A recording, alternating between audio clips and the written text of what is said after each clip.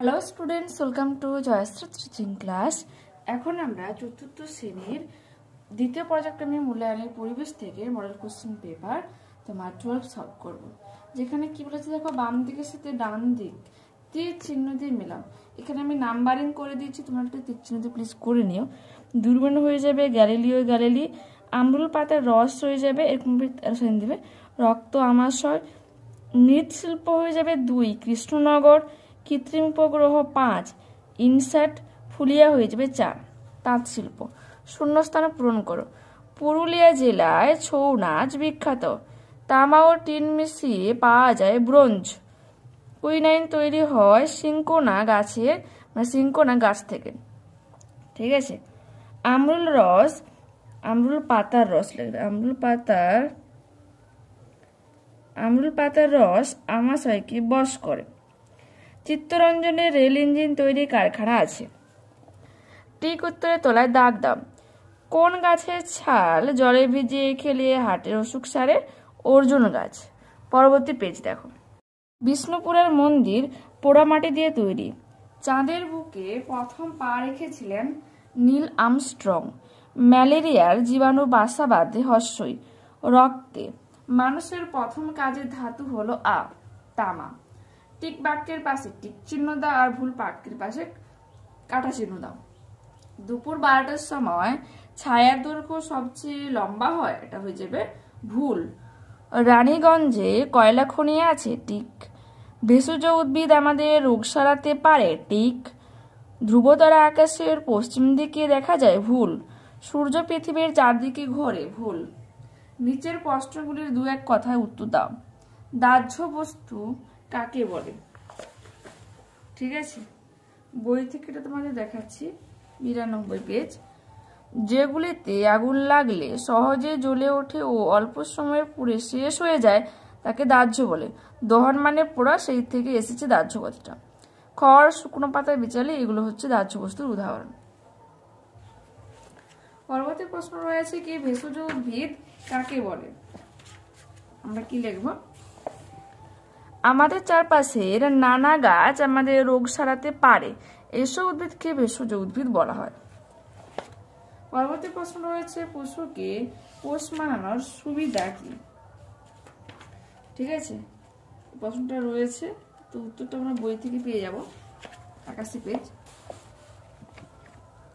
কারণ মানুষ বুঝতে পেরেছে যে পোষ মানালে অনেক সুবিধা। সারা বছর ধরে মাংস, দুধ আর চামড়া পাওয়া যায়।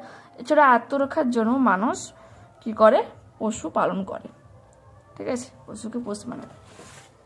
এরপর হচ্ছে কুটির শিল্প কাকে বলে? এটা পেয়ে যাবে বইতে, আমরা পেয়ে যাবো 107 পেজে। ঠিক আছে, দেখো। কোথাও কারখানা ছোট, যন্ত্রপাতি আর লোকজনক লাগে কম, এগুলো হলো ছোট বা ক্ষুদ্র শিল্প। বাড়ির মধ্যেই আরো কম জায়গায় এ ধরনের জিনিস তৈরি করা হলে তাকে কুটির শিল্প বলা হচ্ছে। পরবর্তী প্রশ্ন, সারি গান কি? দেখো, এগুলো 1 মার্কসে রয়েছে, বইতে আমরা পেয়ে যাচ্ছি 123 পেজটা রয়েছে, সরি 113 পেজটা। ঠিক আছে, দেখো কি লিখবো আমরা। নৌকা চালানো, তারপর ছাদ পেটা, মাছ ধরা, এসব কাজগুলোর সঙ্গে গান আছে, এগুলোকে বলে সারি গান। ঠিক আছে। পরবর্তী প্রশ্ন, ডোকরা কি? এই প্রশ্নটা কিন্তু বহুবার এসেছে অলরেডি। বাঁকুড়া, বর্ধমানের মতো অনেক জেলায় মোম আর ধুনোয় ছাঁচে গলানো পিতল ঢুলে নানা রকম মূর্তি তৈরি করা হয়। একটু ভাষা তোমাকে চেঞ্জ করে লিখতে হবে আমাদের। আচ্ছা, এটা লেখা দরকার নেই। যে পিতলের এসব জিনিসগুলিকে কি বলা হয়েছে? ডোকরা বলা হয়। উদাহরণ, ডোকরার পঞ্চপদী, ময়ূর, গণেশ, জগন্নাথ ইত্যাদি হয়ে থাকে। আর কি লিখবো? পিতলের ঢালাই শিল্পীদের কোথাও মালাহার, কোথাও স্যাকরা, আবার কোথাও আবার ঢেপো বলা হয়। ঠিক আছে। এরপর কি রয়েছে? কৃত্রিম উপগ্রহের সাহায্যে আমরা কি কি সুবিধা পাই? ঠিক আছে, দেখো। আবহাওয়ার পূর্বাভাস জানতে পারি, রেডিও, টিভি সম্প্রচার দেখতে পাই, মোবাইল ফোনের সাহায্যে কথাবার্তা বলা যায়, বিভিন্ন গ্রহের ভূপ্রকৃতি আবহাওয়া জানতে সাহায্য করে। পরবর্তী প্রশ্ন কি রয়েছে, ছৌ নাচের মুখোশ তৈরিতে কি কি লাগে, ঠিক আছে, ব্যবহার করা হয়?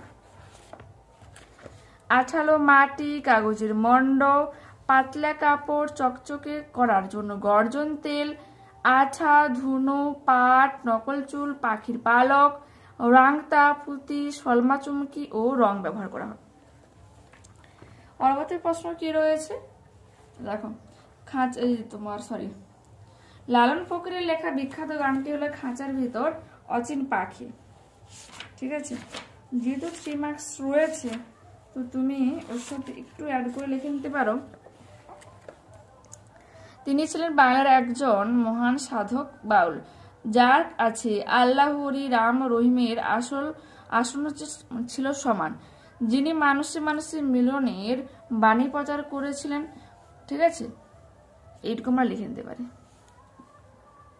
আর যে খাঁচার ভিতরটা লিখতে পারো, পুরো গানটা এখানে চুলে তুলতে পারো।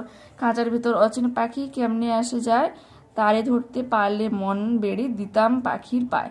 যেহেতু তোমার 3 মার্কস রয়েছে, পুরো গানটা তোমরা এখানে মোটামুটি 2 লাইন তুলতে পারো এখানে, ওকে। দার্জিলিং এর মানুষের জীবিকা কি, তোমাদের দেখাচ্ছি পাল প্রকাশনী থেকে রয়েছে, এটা 94 পেজে। দেখো কি লিখবো, দার্জিলিং এর মানুষরা বেশিরভাগ চা চাষ ও চা শিল্পের সঙ্গে যুক্ত। এছাড়াও বেশ কিছু লোকজন হোটেল ব্যবসা, গাড়ি ব্যবসার সঙ্গে যুক্ত। কিছু মানুষ পাহাড়ের গায়ে ধাপ চাষ করে খাদ্যশস্য, শাকসবজি উৎপাদন করে। এছাড়া কেউ কেউ চাকরি করে, কেউ আবার শীতবস্ত্র তৈরি করে জীবিকা নির্বাহ করে, ঠিক আছে। তো দেখে নিয়েছো। পরবর্তী ক্লাসে আবারও দেখা হচ্ছে। যারা চ্যানেলে নতুন রয়েছে অবশ্যই প্লিজ তোমরা চ্যানেলটাকে সাবস্ক্রাইব করে নিও, বন্ধুদের সাথে ভিডিওটাকে একটু শেয়ার করে নিও, লাইক করো, কমেন্ট করো। বাই।